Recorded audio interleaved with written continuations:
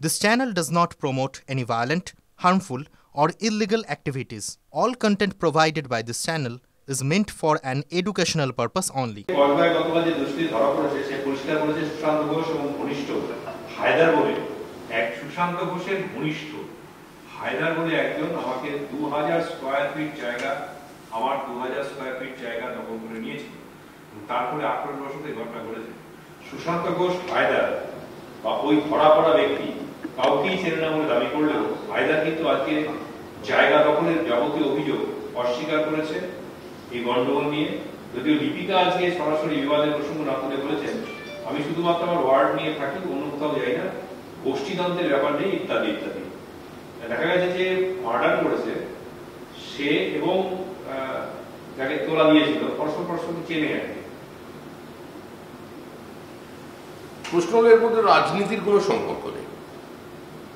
তৃণমূল কংগ্রেস যে ব্যবস্থা তৈরি করেছে তাদের প্রত্যেক কাউন্সিলর নিজের এলাকায় একটা করে সাম্রাজ্য তৈরি করেছে, এক একজনের প্রাসাদোপম বাড়ি। কেউ আবার যখন ইডি সিবিআই খুব তৎপরতা বেড়েছিল বাড়ি ত্রিপল দিয়ে ডেকে রেখেছে।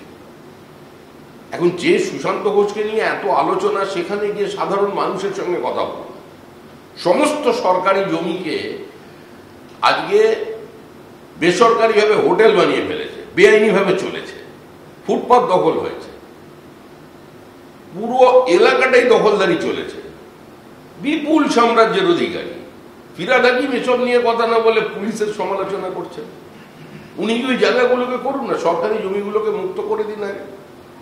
এখন ওদের মধ্যে ব্যাপার, এখন ওরা গুলি ছুঁড়বে না রসগোল্লা ছুঁড়বে শুধু তৃণমূল বলতে পারে, আমরা কি বলবো?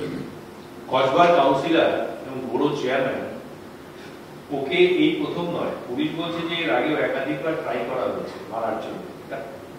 আন্তরাজ্য গ্যাং কাজ করছে এটার পেছনে, সভাপতি এটা বিস্ময় জাগে। এটা পারিবারিক বিবাদেও কোনো কারণ হতে পারে কিনা, এটা কি শুধুমাত্র জমি বা 75-25-এর হিসাব, নাকি সকলকে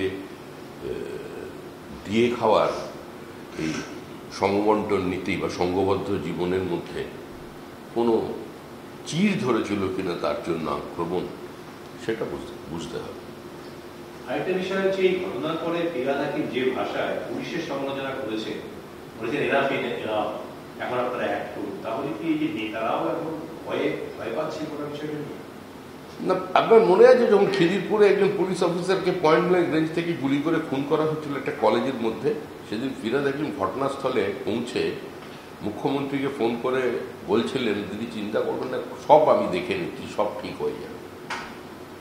আর তারপরে যে ব্যক্তি খুনের দায়ে অভিযুক্ত সে বেলও পেয়ে গেছে, আবার তৃণমূলে সম্পৃক্ত হয়ে গেছে। সুতরাং যে ব্যবস্থা তৃণমূল তৈরি করেছে তার তো ফল পেতে হবে। আর প্রশ্নটা হলো উনি এই সমস্ত কথা ক্যাবিনেট বৈঠকে তোলেন না কেন? পুলিশ মন্ত্রী তো মুখ্যমন্ত্রী, তাহলে উনি কার সম্পর্কে প্রশ্ন করছেন? পুলিশ তো কোনো স্বতন্ত্র অস্তিত্ব নয়। উত্তরাধিকারী মিটিং করতে গেলে 3500 পুলিশের বাহিনী তার জন্য সঙ্গে যায়, মহিলা পুলিশরা যায় যাদের জন্য কোনো শৌচালয়ের ব্যবস্থা থাকে না, কিন্তু তারপরেও তাদের ডিউটি করতে হয়। তখন এগুলো দেখতে পান না উনি। কসবা এই ঘটনা ঘটলো, কসবা সংলগ্ন মুকুন্দপুরে আজকে 11টার সময় দুষ্কৃতী ঢুকে সোনার দোকান লুটপাটের চেষ্টা করে, বাধা দিতে গেলে মালিকের গলায় কোপ মেরেছে, মালিক হাসপাতালে ভর্তি, এলাকার লোক ধরেছে। পুরো এলাকা জুড়ে একটা উত্তেজনা, আশঙ্কা, ভয়, সন্ত্রাসের পরিবেশ তৈরি হয়েছে। এলাকার মানুষ এদের থেকে পরিত্রাণ চায়, মুক্তি চায়। এলাকার মানুষ এখন সমস্ত জায়গায় তৃণমূলের স্বর্গবাস চায়। আরেকটা বলেছে শওকত মোল্লা বলেছে স্বাধীনতার পরে একমাত্র পশ্চিমবঙ্গেই সরকারি কোনো পরীক্ষা না দিয়ে সরকারি চাকরি পেয়েছে লোকে। হ্যাঁ, যেমন সিভিক পুলিশ, ভিলেজ পুলিশ। এখন প্রশ্ন হলো যে সিভিক পুলিশের উত্তেজনের ঘটনায় এত বড় আর্যিকর কারণ ঘটলো, সেই সিভিক পুলিশের একের পর এক ঘটনাকে কেন্দ্র করে এত সরকারি প্রতি অস্বস্তিতে করতে হচ্ছে, সেই সিভিকের চাকরি পাওয়াকে উনি গ্লোরিফাই করছেন। সত্য এবং কর্মসূচিকে সরলতার সঙ্গে, সততার সঙ্গে কি করে মানুষের সামনে উপস্থাপিত করতে হয় তা ওনার থেকে এই প্রজন্মের শেখা উচিত। তৃণমূলের যেটা কর্মসূচি, চাকরি বিক্রির কর্মসূচি, তৃণমূলের যেটা কর্মসূচি পরীক্ষা তুলে দিয়ে তৃণমূল রাজ প্রতিষ্ঠা করার কর্মসূচি যেভাবে তৃণমূল চালিয়েছে, WBCS পরীক্ষাকেও পর্যন্ত ছাড়েনি, ডাক্তারদের পোস্ট গ্রাজুয়েশনের পরীক্ষাতেও তৃণমূলের দখলদারি, 40,000 চাকরি বিক্রি। তো সেটাই তো উনি খুব সহজভাবে বলেছেন। শূন্য পেয়েও, পরীক্ষা না দিয়েও, বাংলাদেশ থেকে এসে এখানে ফেক আধার কার্ড তৈরি করেও যে সরকারি চাকরি করা যায়, স্কুলের শিক্ষক হওয়া যায়, সেটা তৃণমূল দেখিয়েছে। সেই কথাটাই উনি সরলতার সঙ্গে বলেছেন। অনেক অভিনন্দন। সুশান্ত ভার্সেস লিপিকা মান্নার গন্ডগোল, এটা সবাই জানে, এলাকায় প্রচুর দিন ধরে চলছে এটা। গতকাল সুশান্ত কিছু ইঙ্গিতপূর্ণ মন্তব্য করেছিলেন এই গোষ্ঠীদ্বন্দ্বের ব্যাপারে। আজকে লিপিকা বলছেন যে আমাদের কোনো গোষ্ঠীদ্বন্দ্ব নেই, আমি এর মধ্যে নেই, আমি শুধুমাত্র ওয়ার্ড নিই। কেন ওপাশে আরেক ভদ্রলোক আছেন, ওনার সঙ্গেও ওনার একটা ভালোবাসার সম্পর্ক আছে, দুষ্টু মিষ্টি সম্পর্ক আছে, সেটাও পূর্বদিনে, শুধু লিপিকা নয়। তো সেজন্য কে যে করলো, পারিবারিক আক্রোশ থেকে হলো না টাকা পয়সার জমির ভাগবটরা বা সরকারি জমি দখলদারি, কোনটা নিয়ে হয়েছে সেটা আমরা বলতে পারবো না, ওটা তৃণমূলই বলতে পারবে। ফিরহাদ হাকিম বলতে পারবে, উনি যেরকম এগিয়ে এসে একটা আগ্রাসীভাবে পুলিশের উপরে ঝাঁপিয়ে পড়েছেন, উনি বলতে পারবেন আসল রহস্যটা কি। আরেকটা বিষয় যে আরজি করে নির্যাতিতের অর্ডার নাকি 100 দিন, বিভিন্ন জায়গায় প্রতিবাদ হচ্ছে, বিক্ষোভ হচ্ছে, মিছিল হচ্ছে, মূল অভিযোগ হচ্ছে এই ঘটনা তো করতে 1 দিন পার হয়ে গেল। বিচার কোথায়? বিচার তো আমরা দেখি না। বিচার কোথায়? তার জন্য আদালতে যেতে হবে। বিজেপি তো বিচার নিয়ে বসে নেই। আমরাও চাই অপরাধীরা শাস্তি পাক। আমরা এই আন্দোলনের প্রতি আমাদের সহমর্মিতা, সমর্থন জানিয়েছি। সলিডারিটি এক্সপ্রেস করতে গিয়ে আমাদের গো ব্যাক স্লোগান শুনতে হয়েছে। আপনি যেখানে বসে সাংবাদিক সম্মেলন করছেন, রাত্রিবেলা ডাক্তাররা এখানে দিনের পর দিন রাত কাটিয়েছে, তাও বাইরে কিছু লোক এসে নরেন্দ্র মোদীর মুখে সিগারেটের বাট গুঁজে দিয়ে গেছে। তারপরেও তো আমরা সমর্থন করেছি।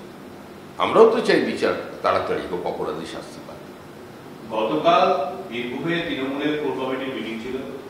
মিটিংয়ে অনুব্রত মণ্ডল, কাজল শেখ দুজনেই উপস্থিত ছিলেন। মিটিং শেষে ঘোষণা করা হয় অনুব্রত মণ্ডল কোর কমিটির চেয়ারম্যান। মিটিং শেষ হয়ে যাওয়ার সময়, বেরিয়ে যাওয়ার সময় কাজল শেখ বলে যান কে চেয়ারম্যান? অনুব্রত মণ্ডলের সদস্য নয়। আজকে গাজনে একটা অনুষ্ঠান করতে গিয়ে শতাব্দী রায়কে জিজ্ঞেস করা হয়েছিল, শতাব্দী রায় একই কথা বললেন, অনুব্রত মণ্ডল একজন সদস্য নয়।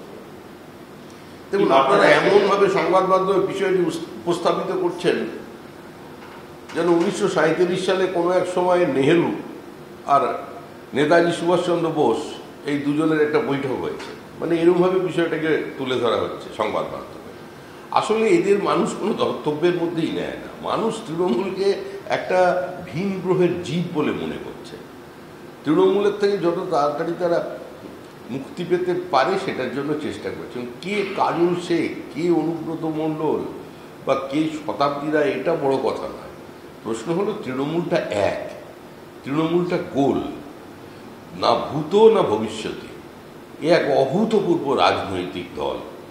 এ আগে কোনোদিন তৈরি হয়নি এবং ভবিষ্যতে কোনোদিন তৈরি হবে না। মানুষ এদের থেকে আপাতত একটু বিশ্রাম চাইছে। আপনি দুষ্টুমিষ্টি সম্পর্কের কথা বলছেন কসবাকাণ্ডে, আর সাংসদ কল্যাণ বন্দ্যোপাধ্যায় বলছেন সিপিএম আর বিজেপি করেছে গোটাই কাজ।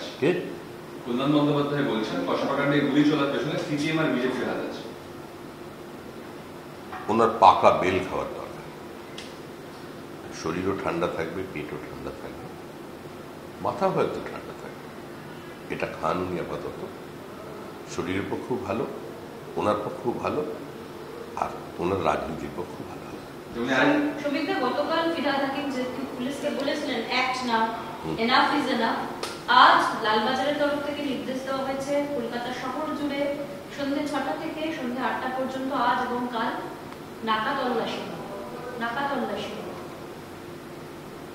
পুলিশ কোথায় তল্লাশি করে? সবাই তো তৃণমূল। তৃণমূলের বাড়িতে পুলিশ যেতে পারবে না?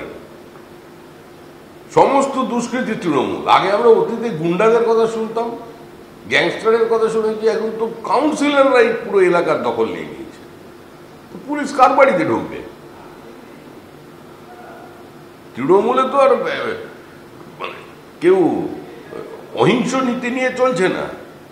তৃণমূলের পথটা হচ্ছে খুঞ্জকুমের পথ। 2021 সালের পরে 27 দিনে আমাদের 56 জন কর্মীকে খুন করলো। এটাই তো তৃণমূল।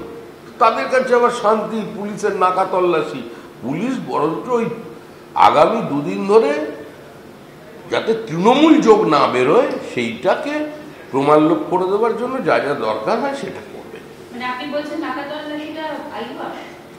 আইওয়াসের কোনো প্রশ্নই নেই। পুলিশের কাজ হচ্ছে, আমরা দেখেছি তো ভোট পরবর্তী হিংসায় কোর্টের নির্দেশ এবং নজরদারির পরে যখন কেন্দ্রীয় গোয়েন্দা সংস্থা তারা তদন্তে নামে, তখন সাক্ষীদের হস্টাইল করা, প্রমাণলোপ করা, আতঙ্কের আবহ তৈরি করে যারা কেস করেছিলেন তাদের যারা উইথড্র করেন, সরে আসেন, তার জন্য উপদেশ দেওয়া, এটাই ছিল পুলিশের ভূমিকা। তো এই পুলিশ নাকা তল্লাশি করবে কোথায়? সবচেয়ে প্রথম তৃণমূলের নেতাদের গ্রেপ্তার করতে হবে। কিন্তু হাওড়া তপন দত্ত থেকে শুরু হয়েছে, এখনো পর্যন্ত শেষ হয়নি। গত 2 বছরে তৃণমূলকে খুন করেছে 90% ঘটনায়। কিন্তু কিছুদিন আগে যেটা প্রশ্ন উঠেছে যে কলকাতা শহর নিরাপদ শহর, সেফেস্ট সিটি, সেই তকমা পেয়েছিল, সেই কলকাতা শহরে যদি বড় চেয়ারম্যান তাকে এভাবে প্রকাশ্যে তার উপর হামলা চলে, তার আগে পাটুলির ঘটনা, কলকাতা শহর সম্পর্কে মানুষের কি ধারণা হচ্ছে? যা ধারণা হওয়ার সেটা হয়ে গেছে, এখন আর বদলাবে না। এখন আর অনেক সাবান ব্যবহার করলেও কালি আর তোলা যাবে না। কলকাতাকে মানুষ এখন একটা দুষ্কৃতীদের শহর বলে মনে করছে, এবং এখানে মানুষের কোনো নিরাপত্তা নেই, কোনো ব্যবসায়িক প্রতিষ্ঠানের স্বাচ্ছন্দ্য গতিবিধি নেই, বিনিয়োগের উপযুক্ত পরিবেশ নেই, মেধার মর্যাদা নেই। এটাই হচ্ছে এই মুহূর্তে কলকাতা এবং পশ্চিমবঙ্গের পরিচয় সারা দেশবাসী এবং সারা বিশ্ববাসীর কাছে। 26শে বিধানসভা ভোট রয়েছে, কল্যাণ বন্দ্যোপাধ্যায় বলছেন বিরোধীরা 30টার বেশি আসন পাবেন, এখন থেকে বলে দিয়েছে। উনি যদি বলে আনন্দ পায়, তোমার তো কোনো অসুবিধা নেই ভাই। কেউ যদি আনন্দ পায় বলে খুশি হয়, কেন বিরক্ত করছো? বলতে থাকবে। বিধায়ক গিয়াসউদ্দিন মোল্লা, তার নাম তৃণমূলের বিধায়ক গিয়াসউদ্দিন মোল্লা, তার একটা নাম ফলক লাগানো গাড়ি দুর্ঘটনার কবলে পড়েছে, 3 জন মারা গেছে।